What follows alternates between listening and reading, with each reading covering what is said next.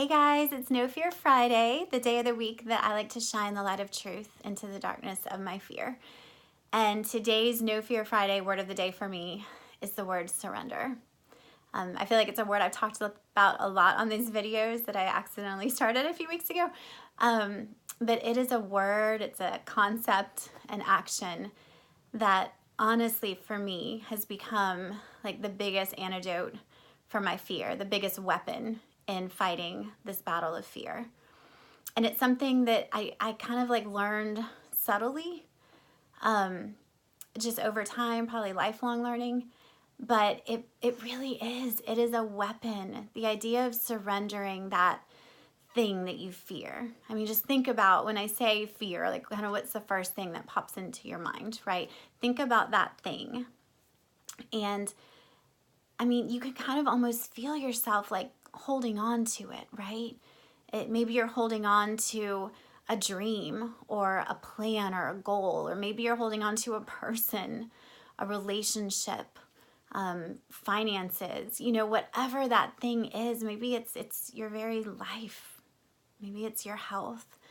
Imagine holding on to that really tightly, which is what we tend to do when we fear something. Like you're about to fall. What do? You grab onto something. And so I think human nature is to grab onto that thing that we fear losing. When Jesus wants us to open up our hands and let him have that thing that we fear losing. And it so goes against human nature, I think, to do that. But that is where true freedom from fear comes from. It's from exchanging our pretend control, our imagined control, for his actual control. And surrender, though, I think it's a two-step process, because not only are you exchanging your plan for his, and not only are you saying, okay, well, here's my goal, here's my dream, here's that thing, but then you're also having to surrender the outcome of that thing, because we all know that things don't always go our way, right? Our dreams don't always happen the way we think they should. People don't always get better like we think they should. Children don't always make choices that we think they should. And so it's acknowledging that you're not only giving God that thing you fear, but you're releasing the outcome to him. And I think once we get to that point where we say, God, whatever your will is, I will trust you. Even if it means that things don't go the way that I think they should, or that I've been planning for them to go, I will trust your way, and I will trust you to see me through. And I think, for me personally, just with Joey, my book that comes out on May 8th, we're getting so close. It's so exciting and scary, but I'm going to surrender it. And there you go. That's what I have to constantly do, is just surrender. I can get so caught up in, are people going to like the book? Is it going to get good reviews? Is it going to get any reviews? Am I going to have good sales? Is Tyndale ever going to want to work with me again? All this stuff starts in my head. And it's sometimes hourly, I'm just surrendering that back to the Lord. He called me to do this.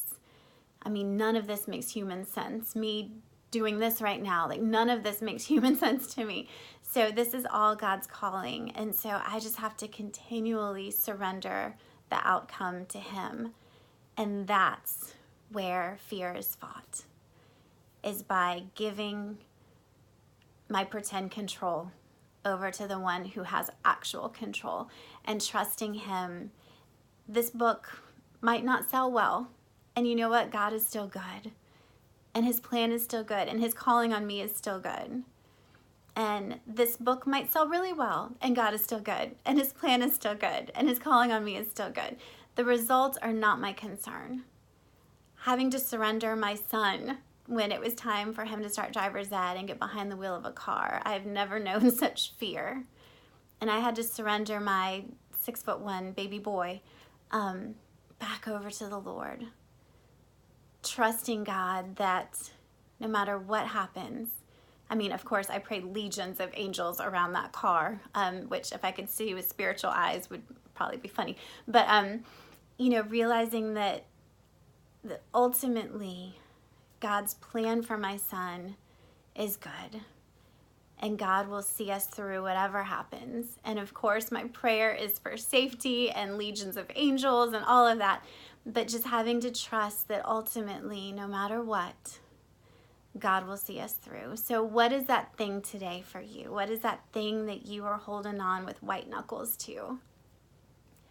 And are you willing to open up your hands and say to the Lord, I trust you with this.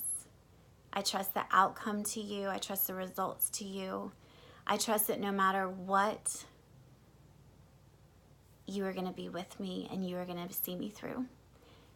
And I think if we can get to that point, and doing that hourly if need be, is where we're going to find real power over fear. So today, may you surrender, even just for an hour, that thing that's causing you fear. And may you walk boldly in the name of Jesus and in his power, trusting that he is for you, he loves you, and one day, one glorious day, he's going to make all things right. I love you guys. Happy No Fear Friday.